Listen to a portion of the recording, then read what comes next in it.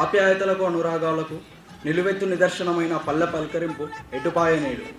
స్వార్థపు రాజకీయ ఉచ్చుల్లో నలుగుతుంది నేడు. ఆనాటి నిస్వార్థ పరిమళం ఎక్కడ? ఎదురుండి ఎల్లమ్మ, పక్కింటి మల్లమ్మ ముచ్చట్లను వింటూ పొద్దుపొడిచేది. ఇప్పుడు బుల్లితెర మాయలో సెల్ ఫోన్ మత్తుల్లో మానవత్వం కొడిగట్టిపోతుంది. ఇంటి ముందు అరుగు ముసలవ్వల కచేరీలా గమ్మత్తుగా ఉండేది. బంధువు వస్తే వీధి మొత్తం పలకరించేది. ఒకరింట్లో తిండి 5-6 ఇంట్ల వాళ్ళు రుచి చూసేది.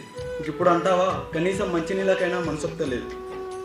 అంబలితో రొట్టెలతో ఆనాడున్న అనుబంధం వెలకట్టలేనిది. సాయంకాలం అబ్బాయి ఇచ్చే దుడ్లకి కళ్ళు కోసం పరిగెత్తేది గౌడన్న దుకాణానికి.